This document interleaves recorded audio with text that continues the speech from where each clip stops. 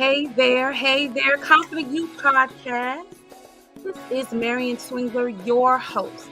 Now, we had some technical difficulties, so my host that was going to be here asking me questions, Ruth Abigail, let me see here. One moment. Let's see, did I fix it? I think I did. All right, the host that I had to come in today, Ruth Abigail Smith. Unfortunately, there's some technical difficulties, but we are not going to let anything stop what's about to happen. Welcome to Confident You Podcast. Welcome live stream, Instagram. How y'all doing? So, I am Marion Swinger. I am the person that is to be interviewed today. I am telling you about me, who I am, what I do, and why I do what I do. First, let me just get some things out of the way. It is my birthday, and if you want to give me a gift, if you want to give the gift that keeps on giving, like, share, subscribe, follow, those are all the key things that I would ask you to do. Also, Confident You Podcast is now partnering up with Bethany House. Bethany House is a house for victims of domestic violence. I consider it an honor to partner with them. If you want to learn more about Bethany House, go back and watch episode 14. In episode 14, we had their executive director, Tiffany D. Santana, here, and she shared a wealth of information. And so the first thing that they're having is coming up soon, June the 24th, 10 o'clock in the morning, there is a walk, a domestic violence walk for solidarity 2023. They need teams, people that want to join up with teams, individuals, if you just want to come and you just want to show your solidarity and you are your team, you are welcome as well. They need sponsors for those teams. They need donors. For more information, call 703-658-9500. Again, that's 703-658-9500. And that information will again be in the description box. I kind of put that now. I'm going to put that in all of the episodes because, again, we're partnering with them to get help for victims of domestic violence. All right, so I think we got all the commercials out the way. It is now time for our guest.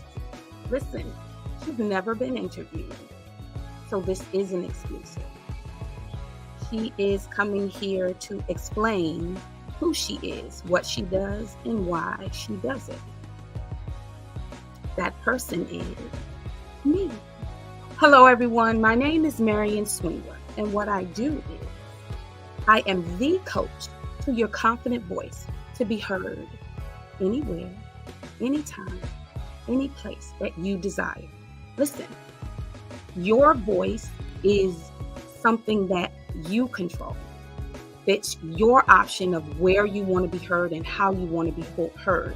But confidence in doing that is something that people really are struggling with. I am presently in 2 masterminds, and you'd be amazed to hear the questions that myself and others have that I feel is rooted in confidence, which someone would say that mindset. Hey, Bryn. So yeah, it's just that that's a passion for me. I would like to start with explaining why that's a passion for me. There are so many ways that I could explain this. I could explain it through telling you that when I was just a teenager, just becoming a teenager, so I guess I had to be like 9, 10, and coming downstairs in my grandmother's house and my grandfather sitting in his big chair and him calling me over, and me sitting at his feet and him just looking at me and saying, listen, you fat and you black. Ain't nobody gonna want you. Believe it or not, in recent times, I have come to the realization that My grandfather loved me, and that's what he had. That's what he knew. That's what he felt that he needed to tell me to make it through life, that I was fat and Black. Hold on. With a little bit of information, what I could do about it. So you need to lose that weight.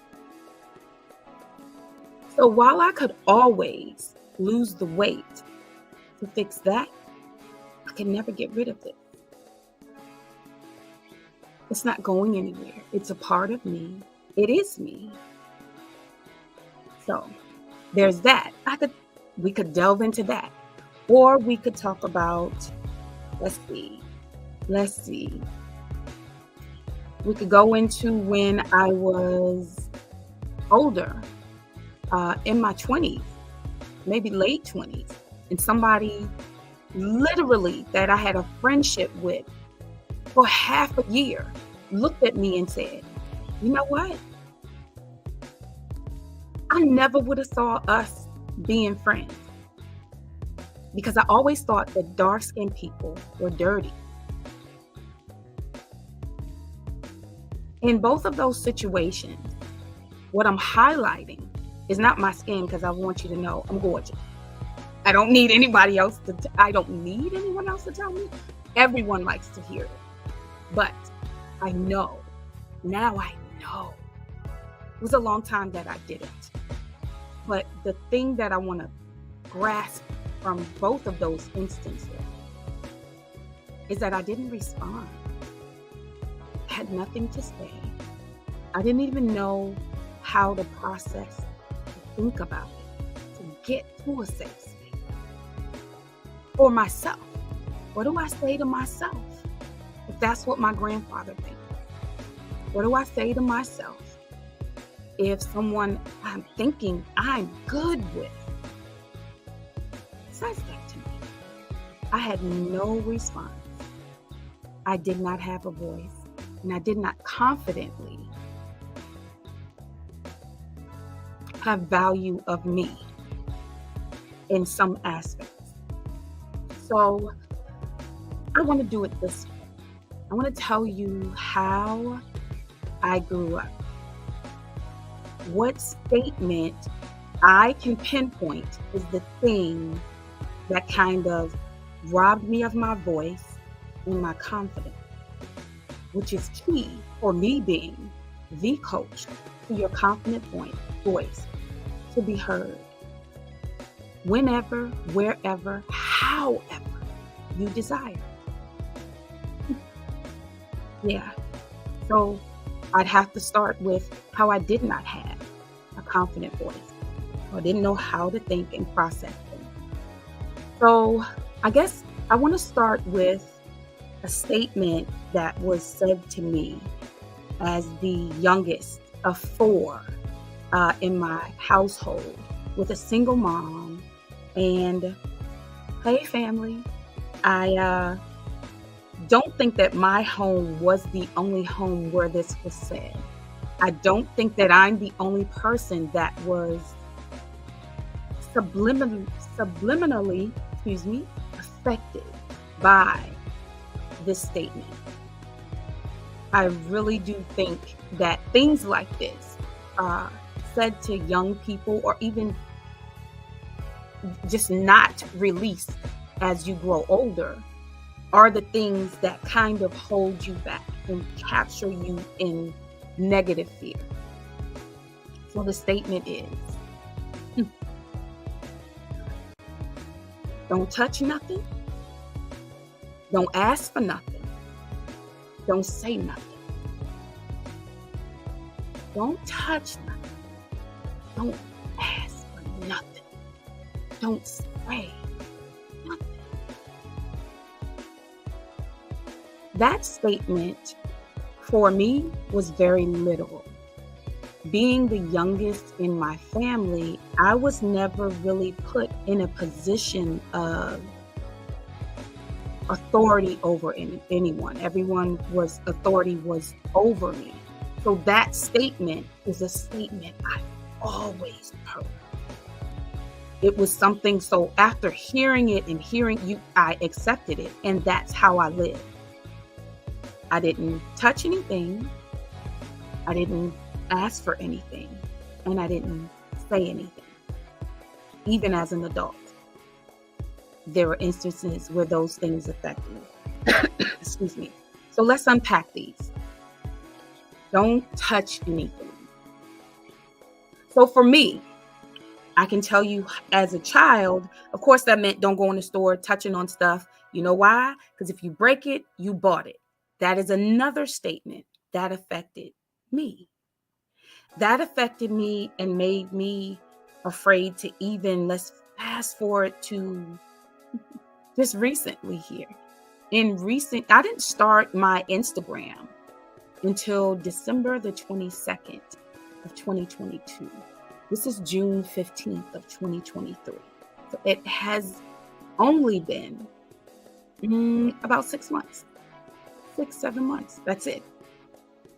Technology is something that I didn't understand why I was afraid. But the don't touch anything. I just didn't want to go through with doing things and then messing things up. As a child, I always felt like, oh, then I'll mess it up. I'm going to mess this up. I don't want to do this because I'm going to mess this up. I didn't realize I carried that into adulthood. So now my kids are hearing for the first time why. Mommy was like, no, I'm good. Don't need it. I'm fine. I've actually sat down and figured out that was the thing. Don't touch anything. It's amazing how a statement, if like me, you take it literally, it can haunt you into adulthood if you don't address it. I'm grateful because I have. So the next statement is don't ask for anything. Another statement that I took very literally. As a child growing up, I saw my mom. She's a single mom. That's who's taking care of the four of us. That's who's watching over everything. So I took the position of, I won't ask for anything. I won't be a burden. I won't be. And then I did not realize as an adult, I grew up and I kept doing it. I didn't ask for anything. I would be in relationships and I didn't ask for anything. I just did it all myself. So that in itself, just finding your voice, that ask is a finding your voice situation, because I didn't know how to process to even ask for something, because I had committed to the mission statement. I committed. And so I didn't ask for anything. It's very, very disheartening that there are, after seeing it for myself, now I can recognize that in others. So to see others walking that path and not knowing how to form the words and put the thoughts together to even think the process to ask it. You don't know what to ask if you've never asked a question. I'm in 2 masterminds, and there are times where the room is just silent. There are some that are processing. There are some that, for me, there are some times that I am processing, and there is sometimes where I'm trying to form the question, because there were so many years of not asking, as the youngest, I was never put in charge of anyone. So I never got the opportunity, younger, to be in charge, to make decisions, to make choices, to weigh options. Those things, those are abilities I learned later in life. Learned in terms of actually knew what I was doing. As a teenager, listen, you think you got it all figured out. Okay, I'll leave that there. But asking means that you actually need to know what to ask for. Never learned that skill as a child. So it's very, very impactful on my life. The next one is don't say anything. Again, I took that very literally. I spoke up for others, but not for myself in my younger years. If I wasn't to say anything and someone was always in the vicinity who was older than me and in charge, and this is inside my home, away at families' homes, I was always in the youngest group. So I never was in charge of anyone. So I did not learn those skills early in life, and that impacted me through life. Not having a voice is very confusing. To go through life not knowing what to say, not knowing who to say it to, just thinking things and just always thinking this isn't right, but not really knowing what to think. So, but I did have that power of say, ask, and touch when it came to others. If someone was bullying someone else and I was there, that was a problem. If you touch my sister, like there is a problem. I'm using my sister as an example, but that kind of went for all of my family. That was a problem for me. I want to use my sister as an example because while I said I did not say anything while those statements were said, I didn't know how to process the two statements that I gave you in the beginning. If somebody said something out of the way to my sister, let me be more specific of why I'm using my sister. When somebody said something, and this, I'm using my sister because I was younger, and I didn't like that. Don't do that.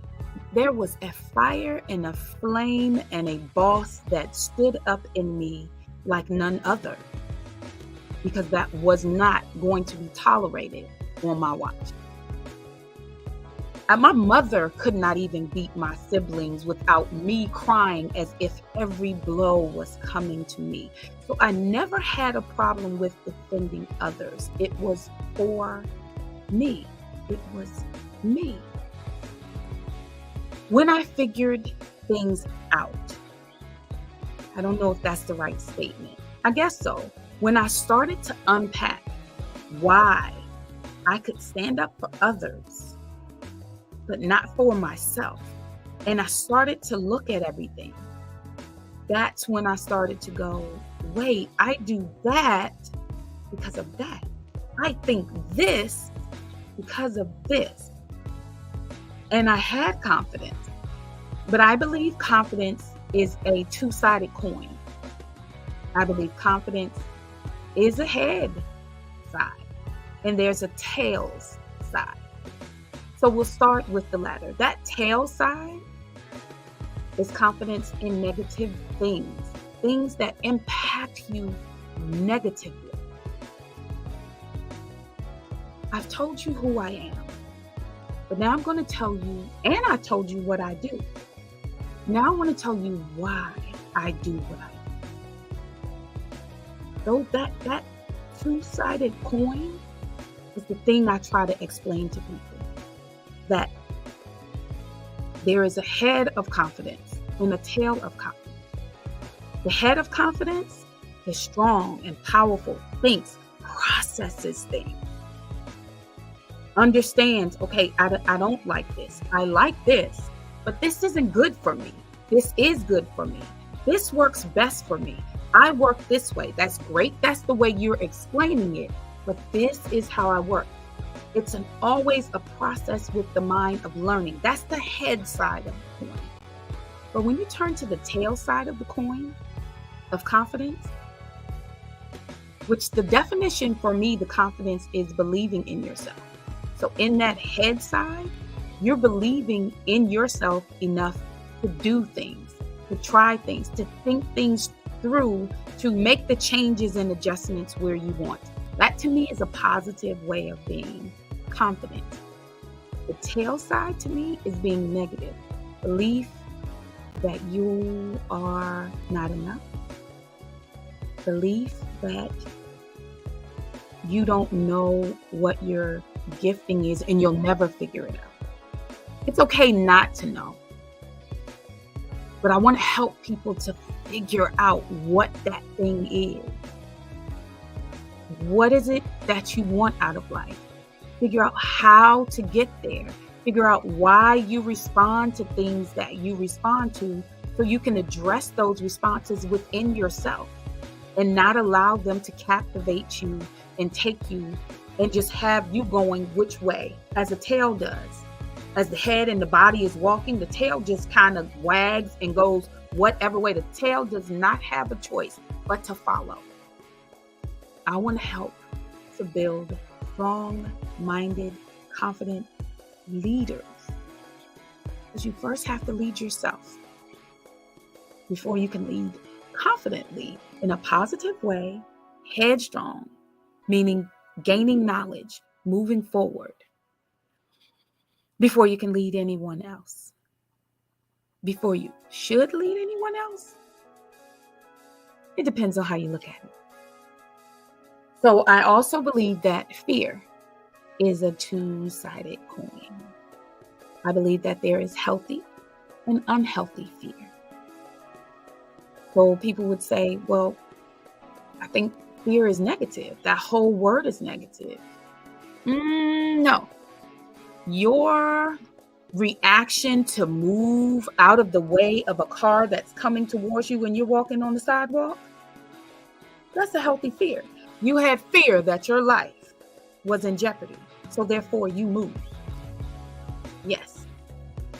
Want to help at Confident You podcast. We do things, we give people the tips, tactics, tips, and tools to be able to confidently do the things that they want to do with their life. In each episode, I end each episode asking the guest, or I, if it's just me, give confident tips for someone to move forward on whatever the topic is. I find that those tips are not just solely for those topics. I find that the things that people are coming to speak about, how they built their confidence to do the things that they're doing, is not just to do that thing. It's something that could be applied to your life in many different ways. I think that Confident You podcast is a platform that allows people to come and speak about themselves in a way that sometimes I see them and they're talking and they're like, wow, I didn't even realize that I had all of that in me. So to me, it builds the speaker's confidence to be able to say, no, listen, I do this. I do this because I love this. You would be amazed how many of the interviews end with the person going, was that okay? Or I was nervous. The crazy thing is there was an interview where Oprah said at the end of her interview with Beyonce, she looked over to her and asked, was that okay? Did I do all right? So I'm telling you that confidence is something that it's a never-ending process to keep strong and going, to keep focused on, to keep yourself motivated in. So how would I say that? Let me tell you how I keep in a vein of confidence. I will not lie to you. It is not something that if you don't nurture it, that it's just going to stay there until you have built those muscles. So for me, as soon as I see a challenge, I don't think of it as, oh, this is going to take me down. This is going to take me out. I don't know how this is going to work. I don't question in a negative way. I actually question, okay, let's see how I'm going to do this. Come on, Holy Spirit, teach me, help me, show me, lead me, guide me, direct me. And then I just cheer myself on, because the actual voice that's most important to you is yours. So you have to be mindful of what you're saying to yourself. So I am Marion Swingler, your coach to your confident voice to be heard whenever, wherever, however you desire. I help people when they come on the platform to make sure that they are able to present themselves in an effective manner, to be a light through this podcast. I help people who want to speak before people to be more confident in what they're saying. I help if you want to write, if you want to, I've had people here that help with your mindset towards your health, your mindset towards the things that you say to yourself, your mindset towards creating content, your mindset towards starting your own business, your mindset towards getting to college and going through college. That's the first episode, NOLO Study Room. Check out episode 1 with my son, Manuel. Hi, baby. So yes, and I know my daughter's watching. Hi, Shireen. I just wanted to share with you who I am, what I do, and why I do what I do. I believe that there is a tribe and a village out there of people who need coaches and need things before their eyes and things in their ears. So you can see this podcast, you can listen to this podcast that will help you to stay in a productive, uplifting path of confidence. Again, today is my birthday. Hey, is my birthday. And if you want to get a gift for me today or whatever day you watch this, I would appreciate if you like, share, subscribe, follow on Instagram and Facebook at Marion Swingler. Thank you so much.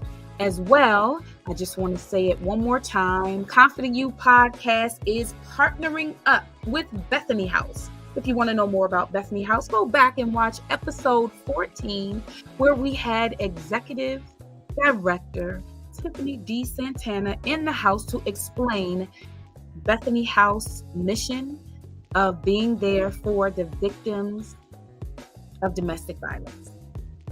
So we are partnering up with them. And the first event they have coming up is June the 24th, 10 a.m. 2023. June the 24th, 2023 at 10 a.m. And it's a domestic violence walk of solidarity 2023. It's in McLean, Virginia. For more information, please call 703-658-9500. Please tell them Marion of Confident You Podcast sent you, and you can ask for Tiffany personally. But you don't have to. They're looking for members to be on teams. They're looking for individuals. If you just want to get out there and you just want to show your solidarity just for you, you can do that. You can sign up as an individual. You can join a team. You can bring a team.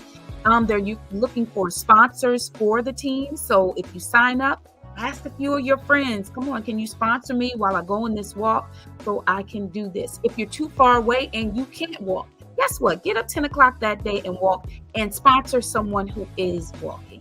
They're also looking for donors who will donate annually just to make sure that Bethany House is there for the victims. Bethany House is absolutely revolutionary to me because they're also looking into how they can help the actual perpetrator of the domestic violence. I'm sorry. So the person who does the domestic violence, it's escaping my mind right now. I'm so excited that I just had this episode. So, but they're looking into trying to help the person who does the crime of domestic violence. So I really am pushing for them to get funding, keep funding. Thank you so much for watching. Thank you for sharing my birthday with me. Have a great one. I'll see you in the next episode. I am Marion Swingler, your coach to your confident voice to be heard anywhere, anytime, any way that you desire. See you in the next episode.